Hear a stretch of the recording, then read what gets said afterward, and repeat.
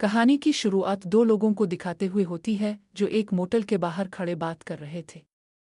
इसके बाद सूट पहना आदमी लड़के को मोटल के अंदर से पानी लाने के लिए कहता है। लड़का जब अंदर जाता है तो हम देखते हैं कि इन दोनों ने कुछ देर पहले ही शॉप के मालिक और उसकी बीवी को मार दिया है और अब ये बगैर किसी डर के पानी भरने लगता है।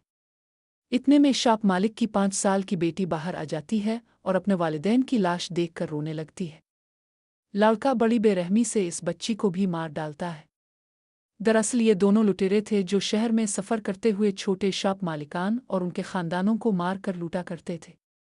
ऐसी दुकानों के बाहर आमतौर पर कैमरे वगैरह नहीं होते थे और ये दोनों कभी किसी गवाह को जिंदा नहीं छोड़ते थे। ऐसे में उन्हें पकड़े जाने का भी डर नहीं था। दूसरी तरफ हम टॉम और उसके ख़ानदान को देखते हैं। टॉम इंडियाना स्टेट के एक शहर में छोटा सा डाइनर स्टोर चलाता है। इसकी बीवी एडी वकील है। उन दोनों के 2 बच्चे भी हैं, जैक और सारा। जैक पढ़ाई के साथ साथ खेल कूद में भी काफ़ी अच्छा था, जिस वजह से इसने स्कूल को कई मुकाबले जितवाने में मदद दी थी। लेकिन इसके बावजूद बॉबी नामी एक लड़का इसे बहुत तंग करता था, जिस वजह से सब इसे लूज़र समझते थे। वहीं सारा की उम्र अभी बहुत छोटी थी। पूरा ख़ानदान खुशी खुशी अपनी ज़िंदगी गुजार रहा था। एक रोज़ जैक अपने स्टाफ के साथ स्टोर बंद करने की तैयारी कर ही रहा था कि अचानक वो दोनों लुटेरे इसकी दुकान में दाखिल होते हैं। टॉम उन्हें बड़े प्यार से कुछ देने से इनकार करता है, लेकिन ये लोग उसके स्टाफ पर बुरी तरह चिल्लाती है। ये देखकर टॉम भी उन्हें काफ़ी सर्व कर देता है और अपनी वेट्रेस को घर जाने के लिए कहता है। लेकिन एक लुटेरा इसे पकड़कर गलत तरीके से छूता है, जबकि दूसरा लुटेरा गेंद निकालकर टॉम पर तान देता है। टॉम इसे सारे पैसे देने को तैयार था, लेकिन वो लुटेरा तो यहाँ मौजूद हर शख्स को मारना चाहता था। अब जैसे ही टॉम को ये बात समझ आती है, वो काफ़ी का मग इसके मुंह पर दे मारता है और उसकी गेंद से इसी के साथी को मार डालता है। अपने आप को बचाने के लिए पहला लुटेरा टॉम के पीर पर वार करता है, लेकिन टॉम फिर भी हार नहीं मानता और इस लुटेरे को गोली मारकर हलाक कर देता है। दुकान में बैठा हर शख्स ये देखकर हैरान था कि टॉम जैसा आम आदमी भला इतनी आसानी से 2 लुटेरों को कैसे मार सकता है। इसके बाद टॉम को अस्पताल में पहुंचाया जाता है और देखते ही देखते ये खबर पूरे शहर में फैल जाती है। शहर भर में टॉम को एक हीरो की तरह पेश किया जाता है। हत्ता कि जब टॉम अस्पताल से डिस्चार्ज होता है तो मीडिया इसका इंटरव्यू लेने के लिए इसके घर पहुंच जाती है, लेकिन टॉम पोलाइट उन्हें इनकार कर देता है। साथ ही कहता है कि वो कोई हीरो नहीं है, बल्कि इसकी जगह कोई और होता तो भी वही करता। इसके अलावा शहर के लोग भी टॉम को मुबारकबाद देने के लिए पहुंचे थे। टॉम का बेटा जैक भी अपने वालिद से बहुत खुश था, क्योंकि टॉम की वजह से पूरे शहर में ख़ानदान की कदर बढ़ गई थी। इतने में एडी की नज़र घर के बाहर सड़क पर खड़ी एक काली गाड़ी पर पड़ती है, जो कि बहुत देर से उनके घर पर नज़र रखे हुए थी। टॉम को लगता है कि ये गाड़ी भी किसी मीडिया चैनल की होगी, इसलिए वो बाहर नहीं जाता है। अगले ही दिन टॉम के स्टोर पर ज़्यादा से ज़्यादा लोग आते हैं। हर कोई टॉम की तारीफ करता है और इसे मुबारकबाद भी देता है। एडी को पता होता है कि टॉम की शॉप पर बहुत सारे कस्टमर्स हैं, जिन्हें कंट्रोल करने के लिए इसका स्टाफ भी कम पड़ रहा है, इसलिए वो अपने काम से छुट्टी लेकर टॉम की मदद के लिए आ जाती है। 3 आदमी दुकान में दाखिल होते हैं, जिनका बास कार्ल था। कार्ल दुकान में आते ही टॉम को और जोई के नाम से पुकारता है। इस पर टॉम कहता है कि वो जोई नहीं बल्कि टॉम है। कार्ल फौरन अपना चश्मा उतारते हुए कहता है कि शायद अब तुम्हें कुछ याद आ जाए, लेकिन टॉम फिर भी जोई नाम के किसी शख्स को पहचानने से इनकार करता है। कार्ल अपने आदमियों के साथ वहां से चला जाता है। एडी को डर था कि कहीं ये लोग उन लुटेरों से तो नहीं जुड़े हुए, इसलिए वो शहर के शेरफ सैम को फ़ोन करके उन लोगों के बारे में बताती है। शेरफ भी शहर से बाहर जाने वाली सड़क पर उन तीनों से पूछ-गुछ करता है कि वो यहाँ क्यों आए थे। इस पर कार्ल बताता है कि वो मुसाफिर हैं और यहाँ सिर्फ घूमने और काफ़ी पीने के लिए आए थे। इतना कहकर कार्ल बेखौफ होकर वहाँ से निकल जाता है। शाम होते ही शेरफ एडी और टॉम से मिलने उनके घर पहुँचता है और कार्ल के बारे में बताता है, जो फिलडेल्फिया का रहने वाला था और एक बहुत बड़े माफिया गैंग का हिस्सा था। उन सब के नाम पर कई केसेस भी दर्ज थे, लेकिन अमीर होने की वजह से वो पैसों के बिल बोते पर हर बार बच जाते थे। ताहम शेरफ को जोई के बारे में कुछ नहीं पता था, लेकिन इसके भाई रची का उसके बारे में पता चला था, जो खुद भी जराइम की दुनिया से जड़ा हुआ था। शेरफ को ये बात समझ नहीं आ रही थी कि जोई या कार्ल का टॉम से क्या ताल्लुक है। टॉम भी कहता है कि वो कार्ल या जोई के बारे में कुछ नहीं जानता। इसके बाद शेरफ उन्हें अलर्ट करके वहां से चला जाता है। वहीं टॉम देखता है कि वो काली गाड़ी अब भी वहीं खड़ी थी, यानी कार्ल और उसके आदमी अब भी टॉम और उसके खानदान पर नजर रखे हुए थे। इसलिए वो अगली सुबह अपने डाइनर स्टोर को खोलता है और वहां अकेले बैठ जाता है। इतने में वो काली गाड़ी उसके डाइनर स्टोर के सामने आकर खड़ी हो जाती है और कुछ देर वहां रहने के बाद वो टॉम के घर की तरफ बढ़ती है।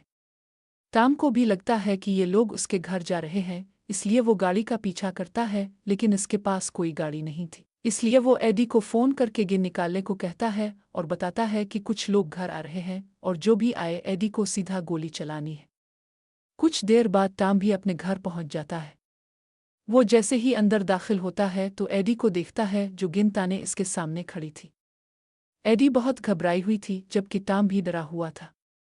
लेकिन उनका ये डर अभी खत्म होने वाला नहीं था, बल्कि ये दोनों हर पल सहमे से रहने लगते हैं। अगले दिन जब एडी अपनी बेटी सारा के साथ शॉपिंग पर जाती है तो सारा कहीं गायब हो जाती है। ये देखकर एडी बुरी तरह डर जाती है और पूरी दुकान में सारा को ढूंढती है, लेकिन वो कहीं नहीं थी। इतने में एडी की नज़र दूसरी दुकान पर पड़ती है जहां सारा थी। वो सारा को गिले लगा लेती है और उसके पीछे इसे कार्ल भी दिखाई देता है। एडी कार्ल पर गुस्सा करती है और पूछती है कि वो इसके खानदान के पीछे क्यों पड़ा है। एडी कहती है कि वो जिसे ढूंढ रहा है वो कोई और है, टॉम का जोई से कोई ताल्लुक नहीं है। लेकिन कार्ल अब भी इसी बात पर उड़ा हुआ था कि टॉम ही जोई है। वो ये भी कहता है कि अगर टॉम जोई नहीं है तो इसने इतनी आसानी से दो लोगों को कैसे मार गिराया। ये सुनकर एडी को भी शक होता है, लेकिन वो बगैर कुछ जवाब दिए सारा को लेकर निकल जाती है। दूसरी तरफ हम जैक को देखते हैं, जिसे बॉबी सबके सामने तंग कर रहा था। वो इसे बार बार लड़ने के लिए उकसा रहा था और उसके खानदान के बारे में भी बुरा भला कह रहा था। ये सुनकर जैक के सब्र का बंध टूट जाता है और वो बॉबी को इतना मारता है कि इसे अस्पताल में दाखिल कराना पड़ता है। जब ये बात टॉम को पता चलती है तो वो जैक को खूब डांटता है और समझाता है कि किसी से झगड़े का मतलब ये नहीं कि इसे अस्पताल ही पहुंचा दो। लेकिन जैक का कहना था कि इसे बॉबी को सीधा गोली मार देनी चाहिए थी। ये सुनकर टॉम जैक को एक जोरदार थप्पड़ मारता है और जैक गुस्से में घर से चला जाता है। टॉम जब बाहर देखता है तो वहां अब भी कार्ल की गाड़ी खड़ी थी। इतने में एडी भी घर आ जाती है और माल में होने वाले वाकये के बारे में बताती है, जिससे टॉम गुस्से में गिन लेकर बाहर जाता है। कार्ल टॉम के बिल्कुल सामने अपने दो साथियों के साथ खड़ा हुआ था। वो टॉम से कहता है कि अब और झूठ मत बोलो क्योंकि तुम ही जोई हो। इसके बाद वो इसे अपने साथ फिलडेल्फिया चलने को कहता है, लेकिन टॉम हर बार इनकार करता है। इतने में कार्ल का आदमी जैक को बाहर निकालता है और उसके सर पर गिन तान देता है। कार्ल यहाँ टॉम के पूरे खानदान को ख़त्म करने की धमकी देता है, जिस वजह से टॉम के पास कोई रास्ता नहीं बचता, इसलिए वो कार्ल के साथ चलने के लिए मान जाता है। इस पर कार्ल जैक को छोड़ देता है। टॉम जैक और एडी को समझा बुझाकर घर के अंदर भेज देता है, लेकिन दोनों अब भी खिड़की से बाहर का नज़ारा देख रहे थे, जहाँ टॉम कार्ल से बड़े प्यार से कहता है कि वो यहाँ से चला जाए, वरना बहुत बुरा होगा। ये सुनकर कार्ल का एक आदमी गुस्से में आ जाता है और टॉम पर बंदूक तान देता है, लेकिन टॉम इसका हाथ तोड़कर उसके मुंह पर इस वक्त तक वार करता है जब तक कि वो मर नहीं जाता। वहीं दूसरा आदमी टॉम को शूट करने के लिए बंदूक उठाता है, लेकिन इससे पहले ही टॉम इसे भी शूट करके मार डालता है। इतने में कार्ल टॉम के कंधे पर गोली मारकर इसे गिरा देता है। इस पर कार्ल इससे इसकी आखिरी ख्वाहिश पूछता है, क्योंकि अब वो इसे मारने वाला था। तब टॉम कहता है कि फिलडेल्फिया में मेरे पास तुम्हें मारने का मौका था, जब मैंने तुम्हारी आंख फोड़ी थी तब मुझे तुम्हें मार देना चाहिए था। तब कार्ल एक कुर्रीपी सी मुस्कुराहट देता है, क्योंकि आखिरकार इसे यकीन हो गया था कि यही जोई है। लेकिन इससे पहले कि कार्ल टॉम को मारता, जैक गिन से शूट करके इसे मार डालता है और अपने वालिद की जान बचा लेता है। इसके बाद टॉम को अस्पताल में दाखिल किया जाता है, जहां हम एडी को बहुत डरी हुई देखते हैं, क्योंकि अब इसे भी लग रहा था कि टॉम ही जोई है। टॉम भी अपनी बीवी को इस तरह डरी हुई देखकर इसे सच सच बताने का फैसला करता है और अपने माजी के बारे में राज फाश करता है। टॉम बताता है कि इसका असल नाम टॉम नहीं बल्कि जोई क्यूसिक है और वो फिलडेल्फिया की क्राइम फैमिलीज के लिए काम करता था। जोई पैसे लेकर लोगों की जान लेता था। शुरू शुरू में इसे डर लगता था, लेकिन फिर इसे काम करने में मज़ा आने लगा और उसने कई लोगों को मार डाला। लेकिन कार्ल इसका आखिरी शिकार था, जिसकी आंखें इसने फोड़ दें और फिर जराइम की इस दुनिया से हमेशा के लिए बाहर आ गया, क्योंकि इसकी मुलाकात एडी से हुई और उसने फैसला किया कि वो एक नई जिंदगी शुरू करेगा। टॉम ने फैसला किया कि वो एडी से शादी करके एक नई जिंदगी शुरू करेगा और आम लोगों की तरह अपनी जिंदगी गुजारेगा। जोई यानी टॉम एक आम फैमिली मैन की तरह रहते रहते तकरीबन ये भूल ही गया था कि इसका एक माजी भी है जो कभी उसके सामने आ सकता है। ये सुनकर एडी को बहुत बड़ा सदमा पहुंचता है, क्योंकि इतनी सालों में इसे कभी भी इस बात का अंदाज़ा नहीं हुआ था कि टॉम एक गैंगस्टर था। अस्पताल से डिस्चार्ज होने के बाद टॉम महसूस करता है कि शहर भर में उसके किरदार पर सवाल उठ रहे हैं। हर कोई इसे गैंगस्टर की नज़र से देख रहा था, यहाँ तक कि इसका बेटा जैक भी इसे गैंगस्टर कहकर पुकारता है। इसी दौरान शेरिफ टॉम के घर आता है, क्योंकि वो शहर भर में फैलने वाली अफवाहों की सच्चाई जानना चाहता था। शेरिफ टॉम और एडी दोनों से पूछ-गुछ करता है, और यहाँ एडी सब कुछ जानने के बावजूद अपने शौहर का साथ देती है और कहती है कि ना तो वो किसी जोई को जानती है और ना ही टॉम का कोई क्रिमिनल बैकग्राउंड है। वो सिर्फ एक आम इंसान है और आम लोगों की तरह ही रहना चाहता है। एडी की बातों को सुनकर शेरिफ भी वहां से चला जाता है। वहीं एडी टॉम से दोबारा बात करना बंद कर देती है, लेकिन आखिरकार टॉम इससे मिला लेता है। रात गए टॉम को रची नामी एक शख्स का फ़ोन आता है और वो इसे फौरी तौर पर फिलडेल्फिया आने को कहता है। टॉम जानता था कि अगर वो नहीं गया तो उसके ख़ानदान को ख़तरा हो सकता है, इसलिए वो 12 घंटे की तवील ड्राइव के बाद फिलडेल्फिया पहुंचता है और यहाँ एक बार में मिले आयरिश माफिया के मेंबर के साथ रची के अड्डे पर पहुंचता है।